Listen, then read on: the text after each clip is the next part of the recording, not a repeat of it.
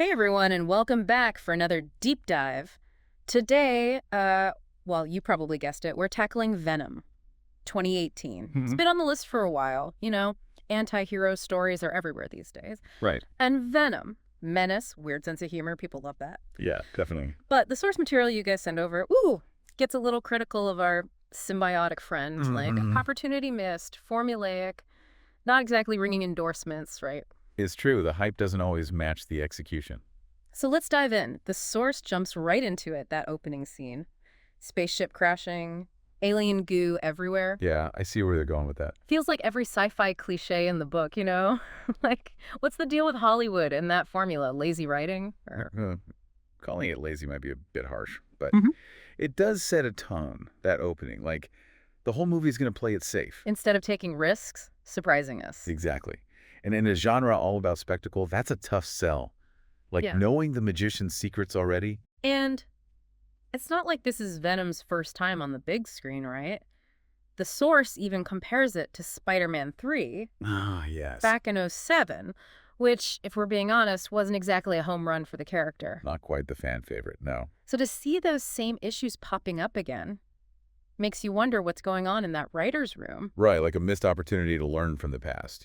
Exactly. So, okay, shaky foundation maybe, but what about Eddie Brock, our leading man? Right, right. The source says his whole downfall, losing his job, his girlfriend, feels rushed. Like they needed him to hit rock bottom fast to justify the symbiote. Yeah, it's a common issue. Plot convenience over character development. It's like we're told Eddie's this amazing journalist, but then he makes these decisions. That just don't add up. Right, almost reckless, especially for his profession. We needed more time with Eddie before the symbiote to really feel that transformation, you know? Absolutely. That before picture is crucial. And it's not just Eddie. The source points out the villains, or the lack thereof, I should say.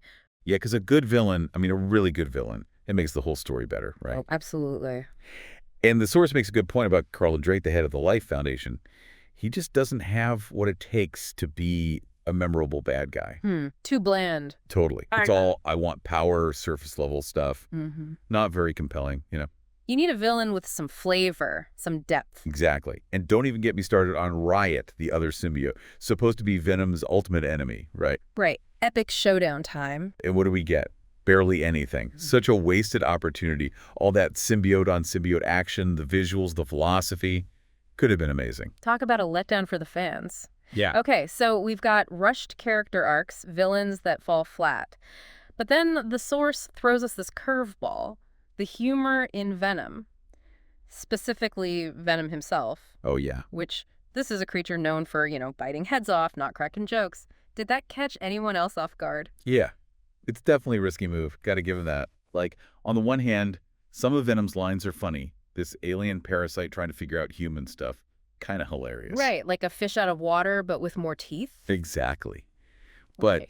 it does clash with the darker, more menacing Venom from the comics. It's a tough balance, trying to make a character funny without losing that edge. Like mixing a slasher film with a sitcom, it could work.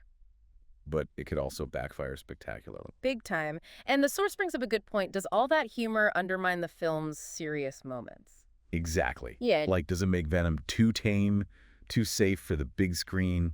Something to think about, especially for fans of the comics. No kidding. Okay, switching gears a bit here, let's talk plot holes. The source points out a big one, the security at the Life Foundation. Oh, yeah, that always bugged me. I mean, come on, we're talking alien symbiotes, top secret facility, billions of dollars on the line. Oh. And the security is worse than my local grocery store. It's like they wanted those break-ins to happen. Right. No other way for the plot to move forward. And the source uses this to make a bigger point. Venom often chooses spectacle over logic. And yeah, we suspend disbelief for superhero movies. We get it. But there's a limit. Totally. Too many plot holes, and you're pulled right out of the story. Like noticing the boom mic in the middle of a tense scene, shatters the illusion. Exactly. It takes you out of it. And you start to wonder, did they just not care? Were they so focused on the big action scenes that the story fell apart? It makes you wonder. And then there's the sequel, which the source brings up. Venom, Let There Be Carnage. It's like, wait, there's more. Suddenly you're seeing the whole first movie differently. Yeah, sequels can do that, change the whole context. So does Venom, Let There Be Carnage redeem the first one. Like, fix all those issues the source brought up. Redeem is strong. Maybe. Mm. But it definitely leans into that buddy comedy vibe between Eddie and Venom. Which the first movie kind of rushed, Yeah, right? exactly. We barely saw their relationship develop before. Boom, they're a team. But in the sequel, it's like they actually become friends organically. Right, and then you go back to the first movie, and that rushed transition stands out even more. Makes you think, what if they'd taken their time? What if the first movie had been that good? That's got to be frustrating for fans. Totally. Makes you wonder about the studio getting involved, you know? Maybe they wanted a certain type of movie for the sequel, so the first one had to rush to get there. Sacrificing a good story just to set up a sequel sounds familiar. Right. But even with all that, Venom, 2018, it got people talking, got them excited for more Venom, which I guess is the point. True, it paved the way, even if it stumbled a bit along the way. Exactly. And it reminds us, even with all the sequels and franchises, a movie's got to stand on its own 2 feet, you know? Preach! A good movie is a good movie, sequel or no sequel. Well said. Big thanks to our expert for breaking down all the symbiotic shenanigans with us. Anytime. Happy to be here. And to our listeners, here's something to chew on. Does knowing about the sequel enhance the first Venom, or does it make the problems worse? Let us know what you think, and until next time, keep on diving.